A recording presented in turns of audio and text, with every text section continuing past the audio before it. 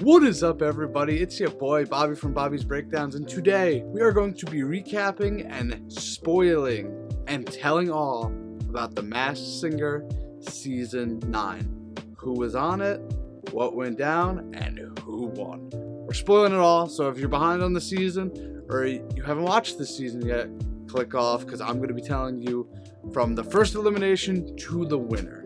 So with that being said, let's dive right in. The costumes they came up with this year were absolutely insane, by the way. And that's been a running theme for seasons now. They're just throwing whatever they can out there, but let's go. The first episode, The Gnome, was Dick Van Dyke at 97, I believe, at the time of filming. Crazy, and he looked good. He was moving out there. I couldn't believe it. I was shocked. What a big name to go right off the bat. And then in that episode, we had Sarah Evans, a singer I'm not really familiar with. By the way, Sarah Evans was the Mustang, so kind of crazy costumes. But then in the next episode, credit to my mother, before the clues even were revealed, Rock Lobster, yes, Rock Lobster, was Howie Mandel.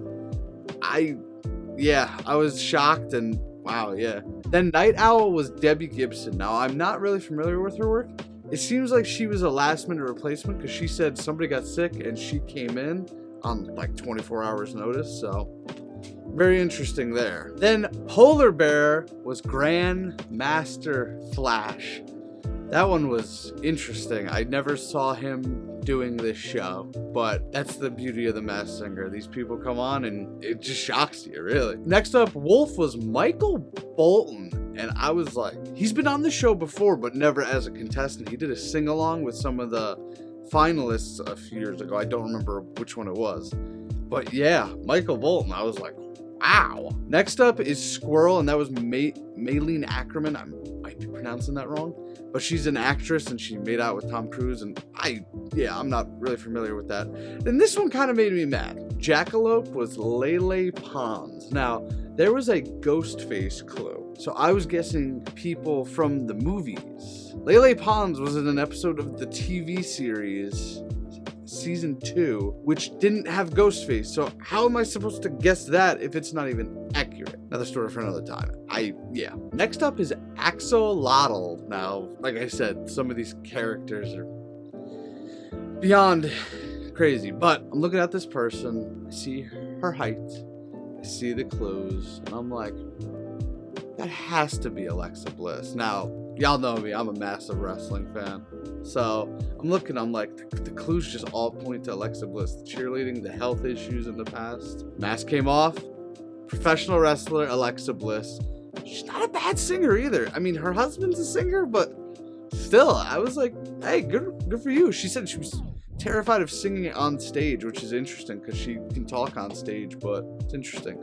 Then the fairy was Holly Robinson Peete. I'm not sure how I didn't get that. I know her very well from The Apprentice and other things, and I couldn't believe it. Next up is the Moose, George Wendt. And I was like, wow, it's been a while since I've seen him, but like I said, the beauty of The Masked Singer, bringing out all the old timers. Next up was Scorpio, and that was Christine Quinn, TV personality. Not familiar at all, but I was like, okay. Next up was Doll. Now, I want to say, I got two right this season. Alexa Bliss and Doll, who was Dee Snider in high heels.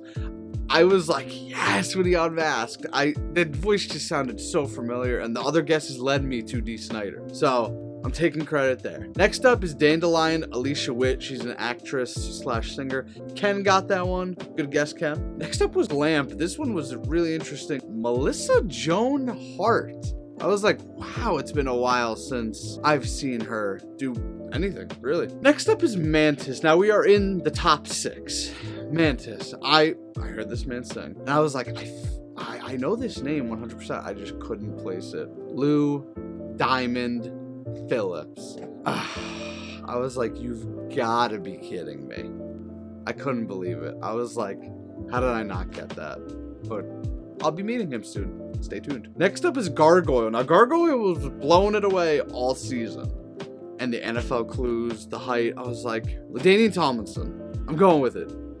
Keenan Allen. which was interesting because when the Chargers got eliminated from the playoffs, it was only like a week before filming started, so he must have just jumped right in. We are into the top 4. Now, 3 of these I know pretty well, and one of them I really don't know, I'll be honest, and that's coming up right now. Coming in 4th, the UFO was model and internet personality Olivia Culpo. She unmasked, and I'm like, huh? I was like, okay, sure. But now we get into the top 3. The bronze medalist, famous singing group Pentatonix. They were the California Rolls, and I couldn't place it. But then one of them said, oh, that sounds like Pentatonix. And I said, yep, that is definitely Pentatonix. Now, the silver medalist, Macaw. I did that on purpose. I thought he was a straight winner the whole time. As soon as I heard him sing, I'm like, this man is good, whoever this is. And I would have never got it. But one of the judges said, oh, it sounds like David Archuleta. And I was like, wow, that really does sound like him. David Archuleta, it has been years since I've seen you, my man. But you did great. I still think you should have won.